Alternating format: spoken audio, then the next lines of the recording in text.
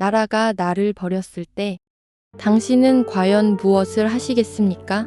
모든 것이 무너지는 순간 왕이 등을 돌리고 조정이 침묵하고 백성의 삶이 불길 속에서 재가 되어 흩날릴 때 그때에도 끝까지 나라를 붙드는 사람은 과연 누구이겠습니까? 1592년 4월 조선의 하늘이 갈라지는 소리가 들려왔습니다. 불타는 마을, 핏빛으로 물든 강물, 짐을 이고 없고 끝없이 떠나는 피난민들, 울음소리조차 삼켜버린 공포, 그 모든 것이 한 폭의 지옥도를 그려내고 있었습니다. 누군가는 살기 위해 가족의 손을 놓았고 누군가는 떨리는 입술로 아무 말도 하지 못한 채 무너진 담장 아래에서 숨죽여 울었습니다. 나라가 있어야 할 자리에 절망이 있었고 임금이 있어야 할 자리에 공허한 침묵이 있었습니다. 그러나 바로 그 잿더미 위로 붉은 비단을 휘날리며 타오르는 불꽃처럼 일어선 한 사내가 있었습니다. 그는 칼보다 먼저 사람들의 심장에 불을 붙였고 패배보다 먼저 절망을 무너뜨린 사람이었습니다. 후세는 그를 이렇게 기억합니다. 하늘이 내린 붉은 장군, 영원한 전설, 홍위 장군 곽재우. 그의 봄의 조선은 잔인할 만큼 아름다웠습니다. 영남의 들판에는 꽃이 흐드러지게 피어 있었고 산과 강은 아무 일도 없다는 듯 평온했습니다. 바람은 부드럽게 불었고 햇살은 너무도 따뜻했습니다. 그러나 그 평화는 오래가지 못했습니다. 아니, 어쩌면 처음부터 평화가 아니었는지도 모릅니다. 그저 폭풍이 오기 직전에 숨 막히도록 고요한 정적이었을 뿐입니다. 부산포의 상륙한 왜군은 마치 홍수처럼 조선을 휩쓸기 시작했습니다. 고니시 유키나가의 선봉대가 몰고 온 것은 단지 병사들의 발걸음만이 아니었습니다. 그들은 새로운 화력, 낯선 공포, 그리고 무너지는 시대를 몰고 왔습니다. 조종 앞에서 조선의 광군은 속수무책으로 쓰러졌습니다. 칼과 창으로 버티려 했던 군사들은 불꽃을 뿜는 화약 무기 앞에서 추풍 낙엽처럼 흩어졌습니다. 충주 탕금대에서는 신립 장군이 이끌던 정예 기병이 배수진을 치고 마지막 승부를 걸었습니다. 그러나 그 결전은 영광이 아니라 비극으로 끝났습니다. 조선의 기병들은 남한강 물줄기 속으로 쓰러졌고 그 봄날의 강물은 패배의 피로 붉게 물들었습니다. 하지만 더 참혹했던 것은 적의 칼끝만이 아니었습니다. 조정을 바라보던 백성들의 눈빛 속에는 두 겹의 절망이 쌓여가고 있었습니다. 하나는 침략자에 대한 공포였고 다른 하나는 자기 나라에 대한 배신감이었습니다. 선조는 한양을 버리고 의주로 향했습니다. 지방의 수령들 중에는 백성을 지켜야 할 관인을 내팽개친 채 제 목숨을 부지하려고 산속으로 숨은 자들도 있었습니다. 백성들은 그제야 깨달았습니다. 적보다 먼저 자신들을 버린 것은 어쩌면 칼을 든 왜군이 아니라 나라의 이름으로 앉아있던 무능과 비겁함이었는지도 모른다는 사실을. 불타는 지붕 아래서 아이를 안고 울부짖는 어머니, 등짐 하나에 전 재산을 묶어 짊어진 노인, 살아남기 위해 길 위를 떠돌면서도 어디로 가야 할지조차 모르는 백성들. 나라의 하늘은 무너졌고 땅은 피와 재로 뒤덮였습니다. 바로 그 절망의 한복판, 경상도 의령 남강가의 한 사내가 조용히 그러나 단호하게 고개를 들었습니다. 그의 이름은 망우당 곽재우. 그는 본래 세상에 뜻을 두었던 인물이었습니다. 과거에 급제할 정도로 재능이 뛰어났고 학문 또한 깊었습니다. 그러나 임금의 잘못을 직언한 글이 화가 되어 그의 급제는 취소되고 말았습니다. 재능은 있었지만 세상이 품지 않았고 충정은 있었지만 조정은 듣지 않았습니다.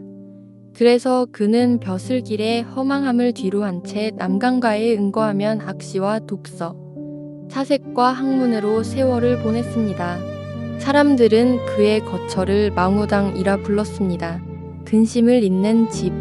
하지만 정작 그 집의 주인은 나라의 근심을 한순간도 잊은 적이 없었습니다. 겉으로는 세상을 등진 선비였으나 그의 가슴 속 깊은 곳에서는 나라를 향한 뜨거운 분노와 사랑이 오랜 세월 거지지 않은 채 타오르고 있었습니다. 그리고 마침내 그 불씨가 전쟁이라는 바람을 만나 역사를 뒤흔드는 붉은 불꽃으로 솟구치기 시작합니다.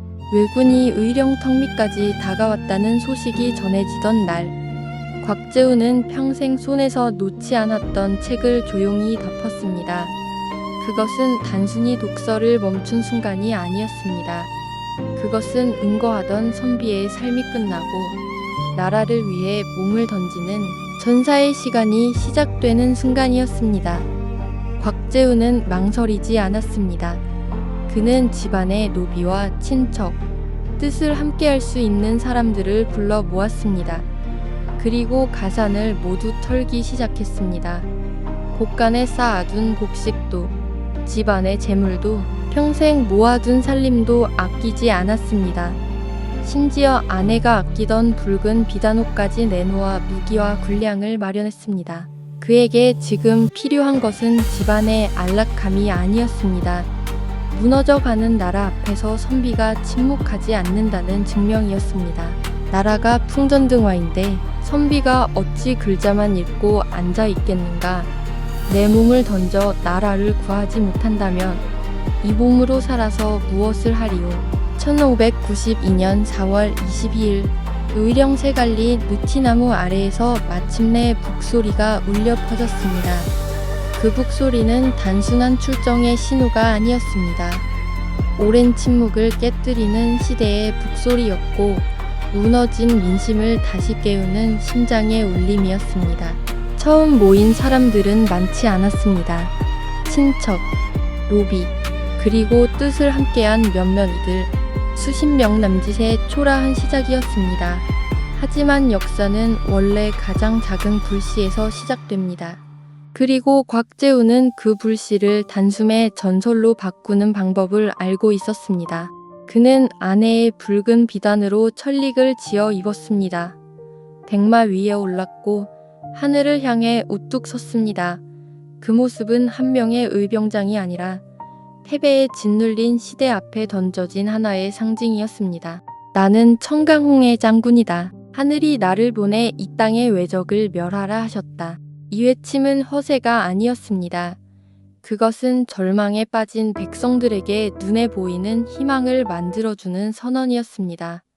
백성에게는 지금 차가운 계산보다 뜨거운 믿음이 필요했습니다. 적의 숫자를 세는 것보다 우리 안에 아직 거지지 않은 용기가 있음을 확인하는 일이 더 중요했습니다. 붉은 옷을 입은 장군이 백마를 타고 사냐를 누빈다는 소문은 삽시간에 퍼져나갔습니다. 도망쳤던 농부들이 죽창을 들고 돌아왔고 강가의 어부들은 그물을 버리고 노를 저어 그를 찾아왔습니다. 숨죽이고 있던 젊은이들도 하나둘 창과 활을 들었습니다. 며칠 만에 그의 군세는 2,000명 가까이 불어났습니다. 그러나 곽재우가 일으킨 것은 단지 숫자로 셀 수 있는 군대만이 아니었습니다. 그는 무너진 조선의 민심을 일으켰고 짓밟힌 자존심을 다시 세웠으며 끝났다고 믿던 백성들의 가슴 속에 다시 싸울 이유를 심어주었습니다. 그 순간부터 곽재우는 한 사람의 선비가 아니라 절망의 시대를 뚫고 나온 붉은 불꽃이 되었습니다. 곽재우는 단지 용맹한 장수가 아니었습니다. 그는 적보다 먼저 땅을 잃고 병사보다 먼저 바람을 잃고 칼보다 먼저 상대의 두려움을 잊는 사람이었습니다. 그에게 전장은 단순한 충돌의 장소가 아니었습니다. 산과 강, 갈대와 안개, 밤과 소문까지도 모두 무기가 될 수 있었습니다. 그의 지략이 가장 눈부시게 빛난 전투, 그것이 바로 정암진 전투였습니다. 남강의 솥바위 나루, 정암진, 이곳은 단순한 강나루가 아니었습니다. 호남으로 들어가는 돌목이자 조선의 곡창지대를 지키는 관문이었습니다. 만약 이 길이 뚫리면 왜군은 호남의 풍요로운 들판을 짓밟고 조선의 군량주를 끊어버릴 수 있었습니다. 왜군은 정탐꾼을 보내 물이 얕고 건너기 쉬운 지점을 미리 표시해 두었습니다. 그들은 푯말 하나면 이 강을 손쉽게 건널 수 있다고 믿었습니다. 그러나 그 오만함을 곽재우는 가만히 두고 보지 않았습니다.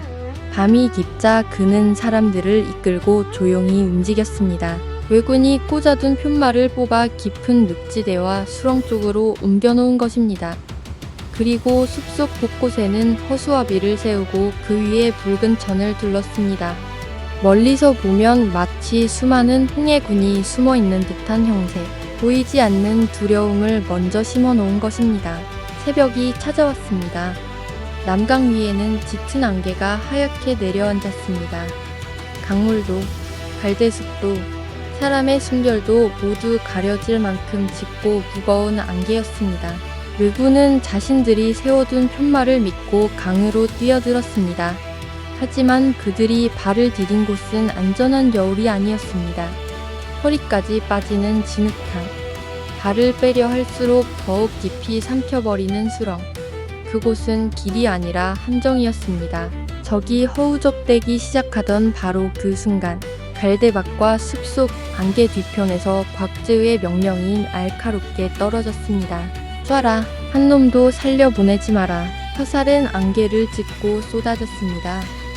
늪에 빠진 왜군은 조종을 제대로 겨눌 수도 없었고 대오를 정비할 수도 없었습니다.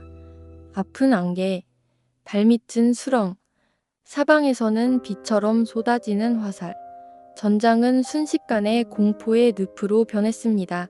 그런데 곽재우의 무서움은 여기서 끝나지 않았습니다. 그는 붉은 옷을 입은 날랜 병사들을 이곳저곳에 번갈아 나타나게 했습니다. 안개 너머 산자락마다 붉은 그림자가 번쩍였고 왜군의 눈에는 마치 홍해 장군이 한 명이 아니라 수십 명처럼 보였습니다.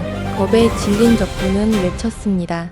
홍희 장군이다. 홍희 장군이 또 나타났다. 사방에 홍해 장군이 있다. 그날 정암진에서 왜군이 잃은 것은 병력만이 아니었습니다. 그들은 자신감을 잃었고 호남을 향한 열국을 잃었고 조선을 쉽게 무너뜨릴 수 있다는 착각을 잃었습니다. 그리고 조선은 그날 비로소 하나의 희망을 얻었습니다. 우리가 싸울 수 있다는 희망, 우리가 이길 수도 있다는 희망. 패배만 거듭되던 전쟁 속에서도 아직 무너뜨릴 수 없는 정신이 남아있다는 희망. 정암진의 승리는 한 강나루를 지킨 승리가 아니었습니다. 그것은 조선의 승주를 지켜낸 승리였고 절망 속에 첫 불씨를 다시 살려낸 기적 같은 대승이었습니다. 1592년 가을, 전쟁의 먹구름은 다시 진주성 위로 드리워졌습니다. 왜군 2만 대군이 성을 겹겹이 포위했고 성 안에서는 김시민 장군과 3,800명의 군사가 마지막 결사항전을 준비하고 있었습니다. 수적으로는 절망적인 차이였습니다. 성 하나가 버티기에는 너무 거대한 적이었고 하루하루가 마지막이 될 수도 있는 숨막히는 전장이었습니다. 그러나 곽재우는 이 절망적인 상황에서도 정면 충돌만이 답이 아니라는 사실을 알고 있었습니다. 그는 조용히 움직였습니다. 눈에 띄지 않게, 그러나 치밀하게 칼을 들고 달려드는 대신 적의 마음속에 보이지 않는 공포를 신기로 한 것입니다. 밤이 되자 비공산 일대에 횃불이 하나둘 켜지기 시작했습니다. 그리고 곧 수백 개의 불빛이 산과들을 따라 길게 이어졌습니다. 동시에 수십 개의 북과 나팔이 울려 퍼졌습니다. 밤하늘을 찢는 북소리, 골짜기를 타고 번지는 나팔 소리, 바람에 실려 사방으로 퍼지는 전장의 진동. 왜군의 눈에 그것은 단순한 불빛이 아니었습니다. 조선의 대군이 몰려오고 있다는 신호처럼 보였습니다. 들리지 않아야 할 숫자가 들리고 보이지 않아야 할 군대가 보이기 시작한 것입니다. 홍희 장군이 이끄는 대군이 우리 뒤를 노리고 있다. 공포는 때로 칼보다 빠르게 번집니다. 왜군은 진주성을 공격하면서도 뒤를 돌아봐야 했습니다. 성을 함락시키기 직전에도 혹시 자신들이 되레 포위당하는 것은 아닌지 불안에 시달려야 했습니다. 곽재우는 그 틈을 놓치지 않았습니다. 낮에는 붉은 옷자락을 번뜩이며 적을 유인했고 밤에는 소규모 유격대를 보내 보급로를 끊고 군량을 불태우고 잠든 적의 진영을 뒤흔들었습니다. 그의 군대는 눈앞에 있을 때보다 보이지 않을 때 더 무서웠습니다. 적은 그를 찾을 수 없었고 찾았다고 생각한 순간에는 이미 늦었습니다. 성 안에서는 김시민 장군이 버텼고 성 밖에서는 곽재우가 힘들었습니다. 한 사람은 성벽을 지켰고 한 사람은 적의 심장을 무너뜨렸습니다. 결국 왜군은 끝내 진주성을 삼키지 못하고 포위를 풀었습니다. 그 승리는 단지 칼과 창으로 얻어낸 승리가 아니었습니다. 그것은 적의 마음을 먼저 꺾고 두려움을 먼저 심고 무너지지 않는 정신으로 끝내 버텨낸 승리였습니다. 진주성 대첩. 그 이름 뒤에는 성벽 위의 결사항전뿐 아니라 밤하늘을 붉게 밝히며 보이지 않는 불꽃으로 적을 압박했던 홍위 장군 곽재우의 숨은 전장이 함께 있었습니다. 전쟁이 길어질수록 곽재우의 이름은 조선 전역에 퍼져나갔습니다. 백성들에게 그는 희망이었습니다. 무너진 나라에도 아직 자존심이 살아있다는 증거였고 왕이 지키지 못한 땅을 백성의 힘으로 지켜낼 수 있다는 상징이었습니다. 그러나 이상하게도 전쟁이 끝난 뒤 영웅을 가장 불편해하는 이들은 때로 적이 아니라 권력이었습니다. 조정은 곽재우를 마냥 편하게 받아들이지 못했습니다. 백성의 절대적인 존경을 받는 의병자, 스스로 군사를 일으켜 나라를 지켜낸 인물, 그리고 이름만으로 사람들의 심장을 움직이는 존재. 그런 사람은 찬양의 대상이 되기 전에 경계의 대상이 되기 쉽습니다. 곽재우는 그것을 누구보다 잘 알고 있었습니다. 그래서 그는 벼슬에 연연하지 않았습니다. 관직이 내려와도 대부분 사양했고 잠시 맞더라도 미련 없이 내려놓았습니다. 그에게 전쟁은 출세의 계단이 아니었습니다. 그저 무너지는 나라를 보고 가만히 있을 수 없었던 한 사람의 응답이었을 뿐이었습니다. 나는 그저 내 고향과 백성을 지키려 했을 뿐이다. 전쟁이 끝났으니 이제 나는 다시 강으로 돌아가겠다. 그리고 그는 정말 돌아갔습니다. 다시 낙동강과 남강이 만나는 고요한 물가로, 다시 자연과 사색이 있는 자리로, 다시 세상의 욕망과 거리를 둔 본래 자신의 자리로. 세상은 그를 영웅이라 불렀지만 그는 끝내 영웅인 척 살지 않았습니다. 자신을 위해 칼을 든 것이 아니었기에 끝나자마자 미련 없이 칼을 내려놓을 수 있었습니다. 어쩌면 이것이야말로 곽재우를 더욱 위대하게 만드는 대목인지도 모릅니다. 싸울 때는 누구보다 뜨겁게 싸우고 물러날 때는 누구보다 조용히 물러나는 사람. 명예를 좇지 않고 오직 시대의 부름에만 응답하는 사람. 그는 그렇게 역사 속 가장 뜨거운 불꽃으로 타올랐다가 가장 고요한 강물처럼 사라졌습니다. 곽재우가 남긴 것은 화려한 벼슬도 높은 관직도 부귀영화도 아니었습니다. 그가 남긴 것은 나라가 가장 어두울 때 누군가는 스스로 불꽃이 되어야 한다는 정신이었습니다. 그가 입었던 붉은 옷은 이제 세월 속으로 사라졌습니다. 그러나 그 붉음은 사라지지 않았습니다. 그것은 패배의 색이 아니었습니다. 그것은 저항의 색이었고 자존심의 색이었으며 끝났다고 말하는 시대를 향해 아직 끝나지 않았다고 외치는 심장의 색이었습니다. 왕이 등을 돌린 순간에도 백성은 끝내 나라를 버리지 않았습니다. 궁궐이 흔들리는 순간에도 민심은 무너지지 않았습니다. 그리고 그 한가운데서 곽재우는 칼보다 먼저 사람들의 심장에 불을 붙였습니다. 장군은 오래전에 사라졌습니다. 그러나 위기의 순간마다 가장 먼저 타오르는 저 민초들의 가슴 속에는 여전히 그의 붉은 불꽃이 살아 있습니다. 의령의 강바람이 불어오고 정함진의 물결이 조용히 흐르는 지금도 역사는 우리에게 묻고 있습니다. 나라가 어두워질 때, 모두가 침묵할 때, 모두가 등을 돌릴 때, 그때 당신은 과연 무엇이 되겠느냐고 불타는 들판 앞에서 무릎 꿇는 사람이 될 것인가? 아니면 절망의 한복판에서 스스로 불꽃이 되는 사람이 될 것인가? 오늘 여러분의 가슴 속에는 어떤 불꽃이 타오르고 있습니까? 시청해 주셔서 진심으로 감사합니다.